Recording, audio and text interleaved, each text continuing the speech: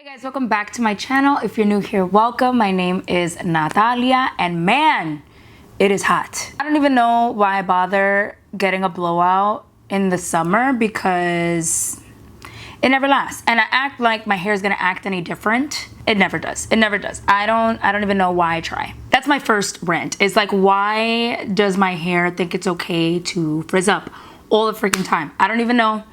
Let's move past it because it's gonna get me really upset and there's nothing I can do about it. So today's video is going to be one of exactly that, yet another rant video. It's been a while since I've ranted on here, and needless to say, there's stuff to rant about. So we're just gonna go ahead and get started. I've got water here right now.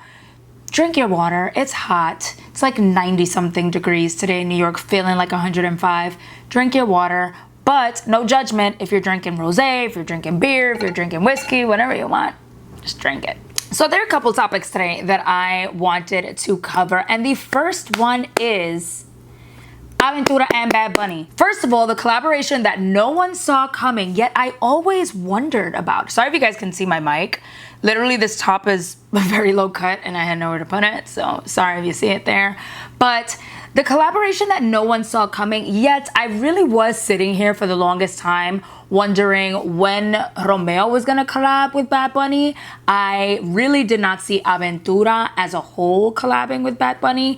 And I have to say, with the exception of the music, the beat, the guitar in the background, there was really no need for Aventura to be on this feature. Not that there was no need, because of course there was a need. Like, I do love when Henry sings, like, you know, I love you, Henry, I love you. If you just heard the song, you wouldn't think it was an Aventura song. And I guess that's kind of fair to say about a lot of their music, because obviously Romeo is the lead singer and he is the one whose voice you hear 97% of the time. But normally on those tracks, you would at least hear Henry singing on the chorus.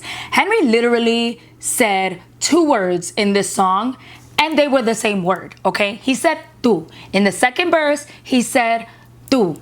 Come on, how you gonna do my man like that? You know, I understand they're getting paid, it don't matter, they're getting paid to be there, but give Henry more than 1 word, coño, like he's earned this spot already.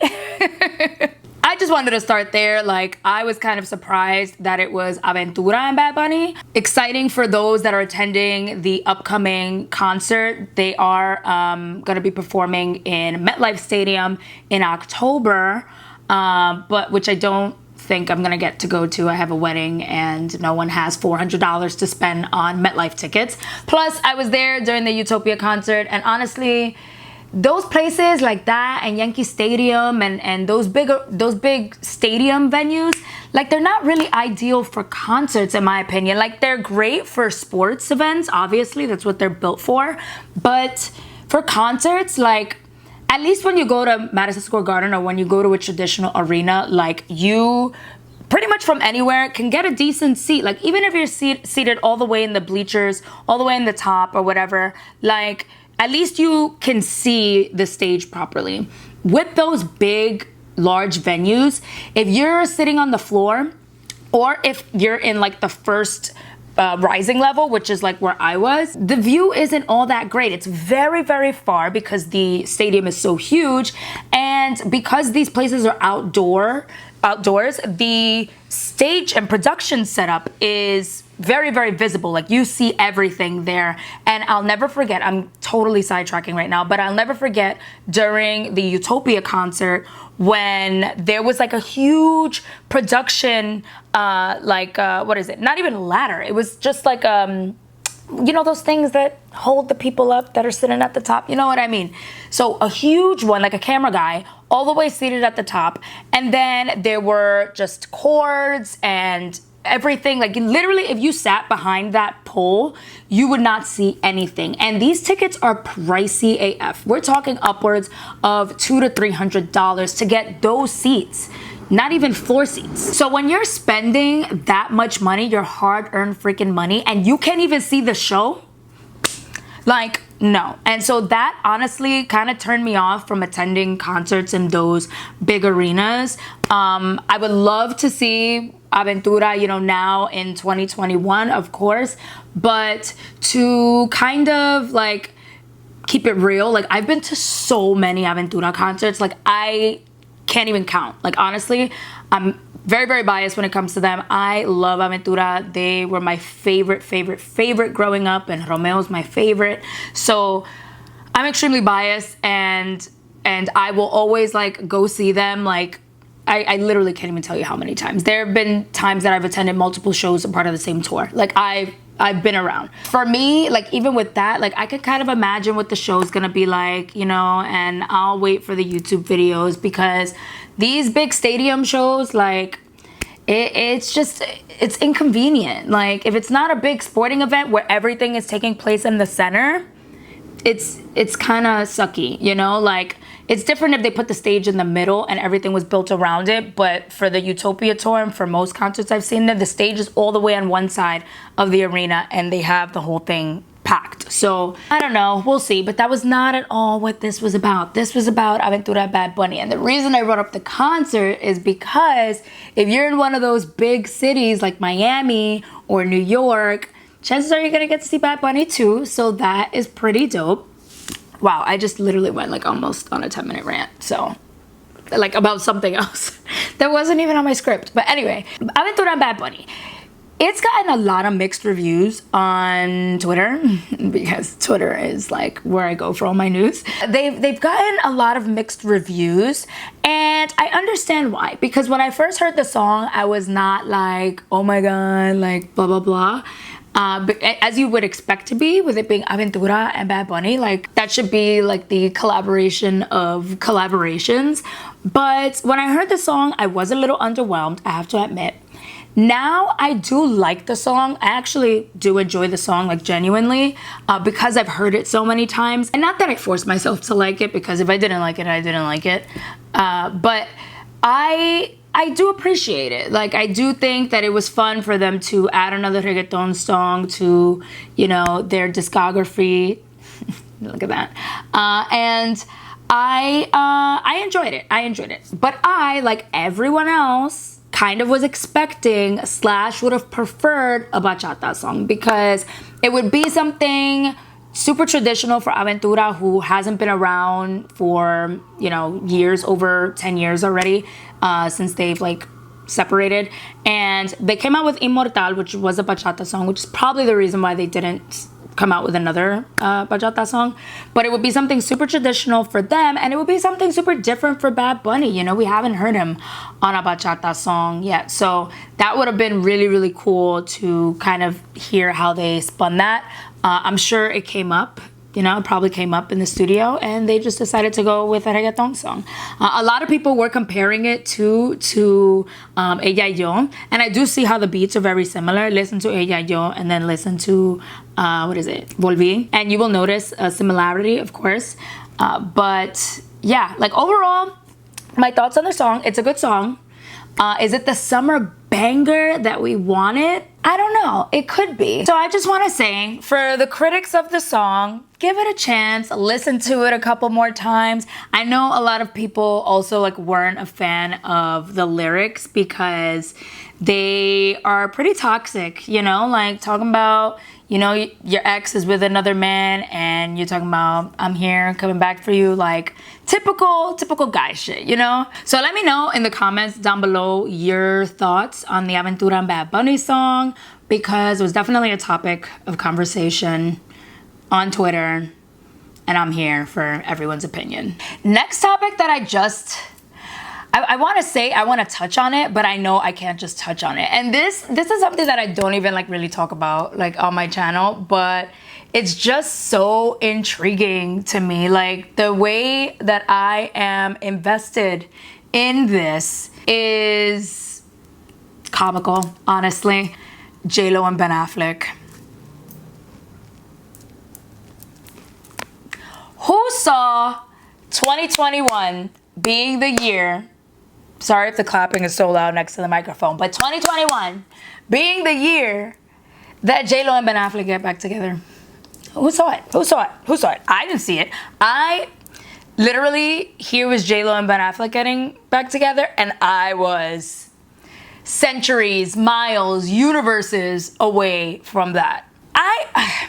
See, the reason this is so intriguing to me is because JLo as a whole is just a very, very interesting personality. Now, feel however you want about her. You know, I love JLo. Like, I'm not even gonna sit here and act like I don't. I love JLo. But I honestly continue to be fascinated by her love life, as if like we're friends, as if we like know what's going on, you know? We talk every day.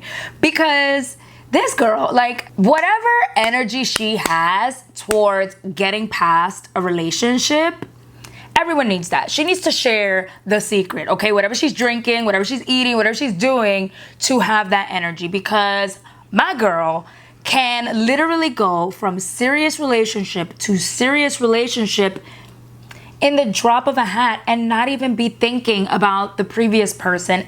To some people, it may seem like promiscuous, or it may seem just like inappropriate or whatever. And to others, like me and like a lot of people I know, is a little bit of a flex. Like just a little bit of a flex. Because honestly, like, the way that we let these stupid guys hurt us and bother us and get to us and make us act crazy and make us act out of character, like, if she does any of that, we've obviously never heard any of it. Like, no one has spilled the beans on that at all, if she's a real crazy bitch when it comes to her relationships.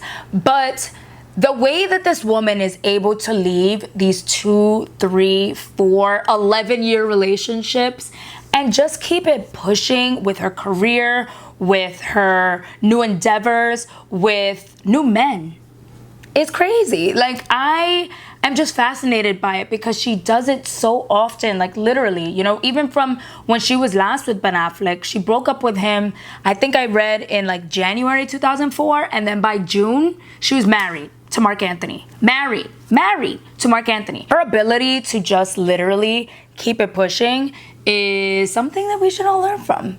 I'm just gonna put that out there because, sis, like, you just gotta keep it pushing. Just pretend you're JLo, all right? Like, who doesn't want to pretend they're JLo? Pretend you're JLo. So anyway, her getting back with Ben Affleck, now the tables have totally turned. Like, when she dated him 20 years ago, he was obviously the bigger star. She was more up and coming. And it was more like, not that she needed him, because she didn't, obviously. Like, look at her. But he was the one with the slightly upper hand. Now I think the tables have completely reversed after his divorce, after his like alcohol rehab stint, his cheating with the nanny. Like, he's just had a lot of bad press on him over the last few years, that she is the one with the upper hand. Look at everything she's accomplished / still is accomplishing, while he hasn't really had a hit movie since he was Batman. And like, you know, so now like the tables have turned, which is another reason why I think she did it, because now like it's not necessarily a desperate looking move, because she just had A-Rod, who, while I'm not the personally a big fan of A-Rod, like at all, I think that, you know, business-wise, he is on par with her, like in terms of the stuff that he has accomplished and is still accomplishing. I don't know why I said that twice, but you get what I'm saying. Whereas other than him, she's dated some guys that tend to be like a little bit below her since Ben Affleck, starting with Mark Anthony, who, I don't want anybody to take that the wrong way, that Mark Anthony's below JLo, but you know, like in terms of like a universal name, household name, JLo is a bigger, more well-known star than Mark Anthony. And Mark Anthony's known a lot more by some people because he was married to JLo. You know, like people that don't listen to Latin music, don't remember I Need to Know. You get it. So A-Rod was like the only one who was kind of matching with her there. And then boom, he cheats on her or emotionally cheats on her. I don't know exactly what happened, but she was very smart. She was like, you know what? You're not going to get the last laugh here. All right, we're going to stay together for a little bit. Then I'm going to call it off. And then I'm going to have the whole world talking and making videos about me because I'm getting back with my ex from 20 years ago that everyone knows I never got over, I'm still in love with, blah, blah, blah, blah, blah. Like, the story is just unmatched, like unmatched. That being said, I'm here for Ben and JLo, for Bennifer, the original, okay? That's where the names being put together before Kim Ye, before Brangelina, before all of that. Bennifer was the original Ben and Jennifer Lopez. So I'm here for it. Like, I hope she's happy. I hope she's living her life and doing her thing. And we'll see. But I truly do believe that she does love the shit out of Ben Affleck. Like, I truly do believe it, because I feel like she don't look at anybody the way that she looks at him. Like, the way that she looks at him is like she's enamored with him or by him. Like, she adores him. So that's that. One other shout out I want to give, even though we're not like in the best position right now, but I'm a huge Met fan. And for all my Boricuas out there, like, the Boricuas are on the Mets, bro. Like, all my friends make fun of me because I love Javi Baez. In case you didn't know, even as a Mets fan when he was on the Cubs, like, he's just a papi chulo. Brian's so sick of me, but the hall pass thing is a thing. You know what I mean? And he could be my hall pass. But he got traded to the Mets. And Francisco Lindor is there, Edwin Diaz is there, Tomas Nido. Like, now, like, Boricuas are running the Mets, yo. I'm telling you. If Puerto Rico didn't have a team before, we got a team now. They just got to start playing a little better. And, you know, I'm a huge baseball fan. If you guys ever want to chat baseball with me, we could go on and on. Like, huge baseball fan, huge Mets fan. And I'm excited because now is a good time. Like, I still have hope. I'm still believing. I'm not even worried about it. Not worried about it. Thank you guys so much for watching. If you enjoyed this little rant video that I think went on for a minute, I can't even lie, then be sure to give this video a big thumbs up. Hit that subscribe button as well as the notification bell so you're notified anytime I post a new video. And yeah, I will talk to you guys next time. Bye.